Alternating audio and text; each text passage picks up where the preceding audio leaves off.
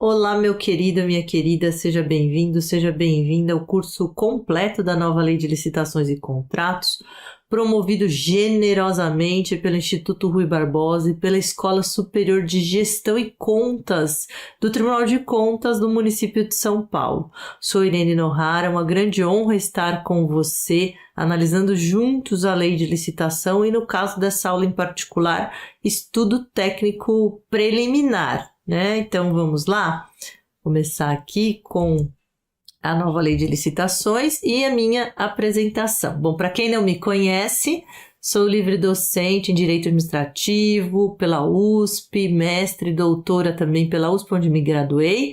Atualmente sou professora pesquisadora do mestrado e doutorado da Universidade Presbiteriana Mackenzie, advogada parecerista, árbitra, gestora do site direitoadm.com.br e também do canal do YouTube Irene Nohara. Então vamos lá começar com estudo técnico preliminar ETP, esse aparato relevante que vem desdobrado de forma bastante pormenorizada na nova Lei de Licitações e Contratos. Nós já tivemos a previsão na lei anterior, instruções normativas anteriores, mas atualmente o foco no planejamento aprofunda esse instrumento que vem desdobrado de forma muito particularizada, tanto no artigo 18 da nova Lei de Licitações e Contratos, como também na definição constante no artigo 6º, inciso 20 da lei, que eu transcrevo aqui, gente, para vocês, que o ETP nada mais é do que um documento constitutivo da primeira etapa do planejamento.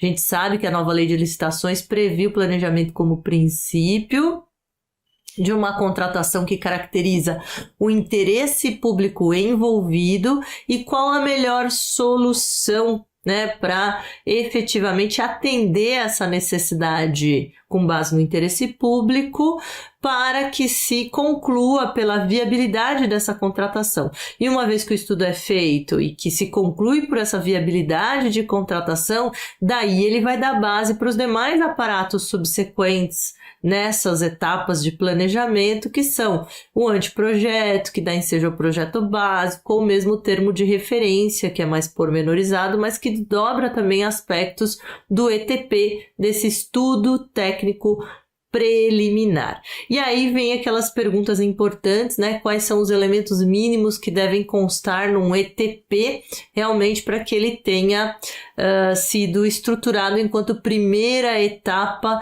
do planejamento, a dar ensejo posteriormente ao termo de referência, anteprojeto e projeto básico. E são eles, os elementos mínimos, aqueles previstos em 5 incisos. Esses incisos são mencionados no parágrafo 2º do artigo 18 da lei e são eles o inciso 1º, o inciso 4º, o inciso 6º, o inciso 8º e o inciso 13º do parágrafo 1º do artigo 18 da nova Lei de Licitações, que contempla as exigências, os elementos que devem estar constantes no ETP.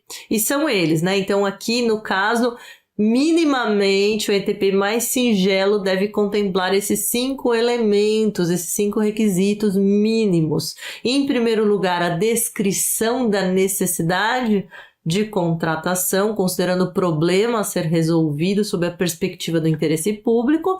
Então, a administração tem uma necessidade, fornecimento, por exemplo, de café, ou de manutenção de elevador, e aí a gente está trabalhando com esses ETPs mais simples, então vem esse descritivo desta necessidade. Em segundo lugar, a quantidade desses produtos ou do fornecimento do serviço para uma contratação que atenda a essa necessidade. Isso deve ser feito com acompanhamento das memórias de cálculo e documentos que dão suporte. Então, que tipo de cálculo, que foi efetuado para justificar esse quantitativo? Isso em função do histórico de consumo existente, É importante, considerando inclusive a interdependência com outras contratações. Ou seja, às vezes a cooperagem já vem com o aspecto do fornecimento do café ou não, então isso tem que ser analisado para verificar a economia de escala. Em terceiro lugar, a estimativa do valor da contratação, acompanhado dos preços unitários referenciais, das memórias de cálculos e documentos também que dão suporte. Então, essa estimativa do valor é importante, lembrando que, como a nova lei trouxe a facultatividade do orçamento sigiloso com inspiração no RDC, se for o caso da utilização do orçamento sigiloso, daí essa estimativa deve constar do anexo classificado e não pode ser trazido à tona para os licitantes, né? Claro que os órgãos de controle podem ter acesso, mas a administração não deve publicizar nesse momento a todos, porque deve preservar o sigilo até a conclusão da licitação, né? Lembrando que orçamento sigiloso geralmente para contratações em que se intui, né, que efetivamente trazer à tona o orçamento vai gerar uma contratação mais custosa para a administração, porque todos os players vão se aproximar do preço estimado. E se deixar ele sigiloso, há um pressuposto de que vai ter mais competitividade e talvez contratações ainda mais vantajosas do ponto de vista econômico por parte da administração, quando ela opta por utilizar esse sistema que é facultativo na nova legislação. Temos também como exigência obrigatória a justificativa para o parcelamento ou não da contratação. Isso é extremamente importante, o Tribunal de Contas olha com muita atenção essa exigência de parcelamento, porque por vezes, se há possibilidade de divisão do objeto sem desnaturar sua integralidade em termos técnicos e econômicos, a administração deve fazer o parcelamento. Por exemplo, vai adquirir material de escritório e, por vezes, existem empresas que podem disputar fornecer papel A4, né? Aí não precisa colocar tudo num mesmo bloco, mas divide por itens com o parcelamento para gerar mais competitividade e uma economia nessa contratação. E, por fim, o quinto requisito seria o posicionamento conclusivo sobre a adequação da contratação para o atendimento da necessidade a que se destina. Ou seja, esse ETP deve gerar um posicionamento conclusivo, né? Conclusivo pode ser no positivo ou no negativo, né? Então, pode ser no sentido de que a contratação é adequada depois desse estudo, e daí ele vai dar a base, né, para os demais documentos que serão elaborados, porque ele é uma etapa, a primeira etapa do planejamento, ou não, né? Pode ser que, eventualmente, a administração, ao fazer estudo, ela perceba que é melhor, talvez, fazer um chamamento público para uma doação ou outro instrumento que não a contratação ou aquela compra. E isso não deixa de ser um posicionamento conclusivo pela inadequação, né, em relação a essa contratação. Então, são esses 5 elementos que necessariamente devem ser requisitos mínimos constantes de um ETP. Agora, vamos ver quais são todos os elementos, né? O ETP é efetivamente mais completo. Aqui vocês podem observar, olha, vocês estão observando que eu coloquei em vermelho esses itens que a gente desdobrou, que são os elementos mínimos que devem constar de um ETP, tá? O ETP não é obrigatório para todas as situações, às vezes a própria lei determina, enfim, para bens e serviços comuns aí de engenharia, que há a possibilidade do termo de referência sem o ETP, mas de qualquer forma ele vem de forma pormenorizada porque se quer que haja esse maior planejamento, porque a lei se preocupa em relação à governança das contratações e sua articulação com outros planejamentos. Então, vamos ver um ETP aqui completo em todos os elementos, lembrando que se a administração optar por um mais simplificado e, de certa forma, deixar de mencionar esses que estão em azul, que a gente vai desdobrar agora, ela tem que trazer uma justificativa do porquê ela está fazendo de forma mais simplificada, tá? Então, vamos lá ver todos os requisitos aqui, todos os elementos constantes no parágrafo 1º do artigo 18 para um ETP efetivamente completo. Então, em primeiro lugar, o descritivo da necessidade da contratação, como nós vimos, né, que é obrigatório. Em segundo, a demonstração da previsão da contratação no PCA, né, que é o Plano de Contratação Anual, ou Plano de Contratações anual, né, sempre que elaborado, de modo a indicar o seu alinhamento com o planejamento da administração. Então, faz o estudo técnico preliminar, alinhado com aquilo que se planeja de contratações anualmente a serem feitas, isso tudo articulado também com as leis orçamentárias para que haja um planejamento bastante estruturado, né? Em terceiro lugar, os requisitos da contratação. E em quarto, obrigatório, o quantitativo que nós vimos.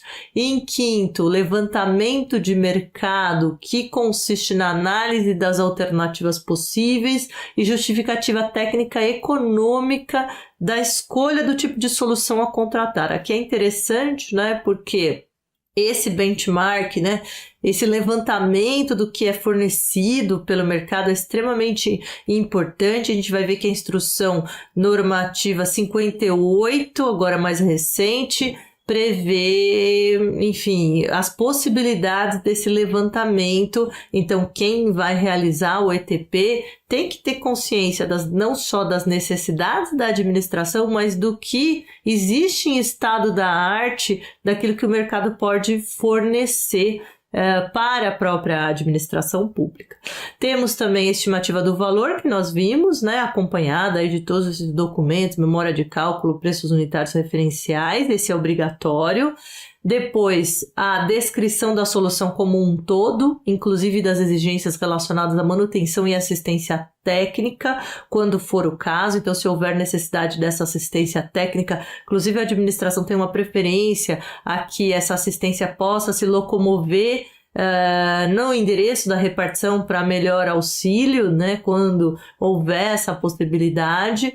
Temos em oitavo a questão do parcelamento ou não da contratação, que é extremamente importante enquanto justificativa. No inciso 9, o demonstrativo dos resultados pretendidos em termos de economicidade e de melhor aproveitamento dos recursos existentes e disponíveis na administração. Em 10º, as providências a serem adotadas pela administração previamente à celebração do contrato, inclusive quanto à capacitação de servidores empregados para fiscalização e gestão do contrato. Então, cada contrato demanda certas particularidades, inclusive quanto à sua fiscalização, né? Então, existem exigências ali, por exemplo, um contrato na época da pandemia de vacina, depender da vacina, a administração tinha que alocar aquela vacina que chegava no Brasil de forma refrigerada, a ponto de não perder a qualidade daquela vacina, né, a aptidão e capacidade dela em função das exigências. E aí, quem vai fiscalizar deve saber de todas essas condições e às vezes até ser capacitado para tanto. Temos também contratações correlatas, que são similares, podem ser independentes ou interdependentes, e quando são interdependentes, há necessidade de análise do todo. Temos a descrição de possíveis impactos ambientais e respectivas medidas mitigadoras, né? É extremamente importante porque o Inmetro tem certificações importantes quanto ao consumo de energia, e isso tem impacto em relação a essa transição energética, a questão do aquecimento global, uma série de questões que são importantes, como a logística reversa para desfazimento e reciclagem, também aspectos ambientais, lembrando que a gente tem o objetivo da promoção do desenvolvimento nacional sustentável por meio da licitação, então é importante que esses aspectos ambientais sejam contemplados.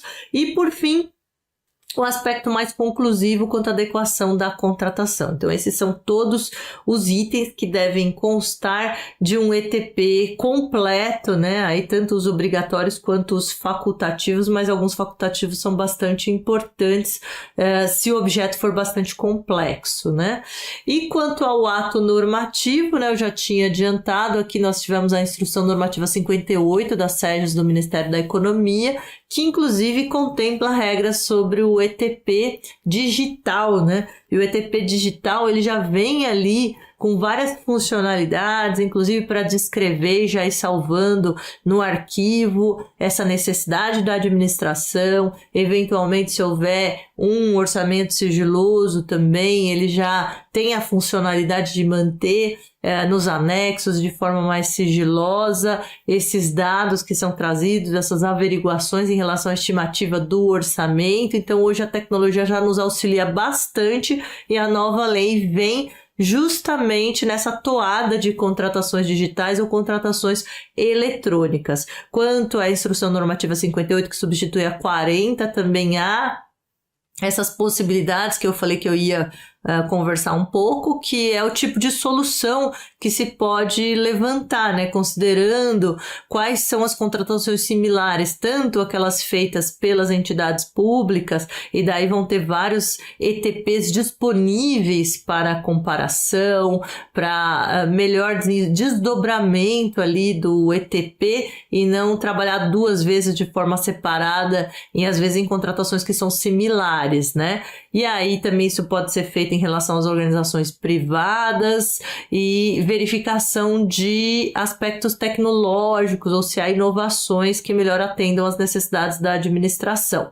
Também o levantamento do mercado permite a possibilidade de realização de audiência ou de consulta pública para verificar a coleta de informações na iniciativa privada e conhecer, né, quais são os novos produtos e serviços. Temos a necessidade de averiguação de custos e benefícios e, por fim, também opções logísticas menos onerosas à administração. Como eu falei, nesse levantamento do mercado, ela pode concluir que é melhor fazer um chamamento público para doação ou para permuta que melhor atenda às necessidades da administração sem a necessidade da compra e do dispêndio correspondente a essa compra, e isso já vem discriminado ali na Instrução Normativa 58. Lembrando que a mesma instrução traz a necessidade do estudo técnico preliminar não ser um fim em si, ou seja, não é uma exigência meramente formal, mas algo, um instrumento, um aparato que deve se voltar à consecução dos objetivos da própria lei de licitações que estão presentes no artigo 11, que são buscar um resultado de contratação mais vantajoso, com a consideração do ciclo de vida do objeto, o tratamento isonômico entre licitantes e a justa competição, evitar contratações com sobrepreço, superfaturamento ou com preços manifestamente inexequíveis e também e principalmente incentivar a inovação e o desenvolvimento nacional sustentável. Então, meus queridos, é isso. Espero que você tenha gostado dessa nossa explicação, nossa aula sobre estudo técnico preliminar. Continue estudando a nova lei de licitações, porque ela traz efetivamente uma possibilidade de grande transformação nas compras públicas, esse segmento que é extremamente relevante para o desenvolvimento do nosso país, e a nova lei nos propicia essa oportunidade de grande revisão e de atualização dentro das mais modernas tecnologias das contratações digitais. Então, um forte abraço e até o nosso próximo encontro.